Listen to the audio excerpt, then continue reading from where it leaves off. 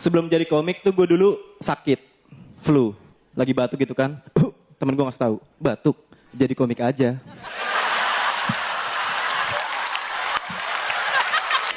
Emang gue sering sakit. Kenapa? Karena gue stres menghadapi godaan dunia ini. Yoi. Jadi gue stres, awal mulanya tuh gue jelasin. Gue lahir itu dari keluarga yang agak insecure. Waktu masih kecil tuh, gue nggak boleh main.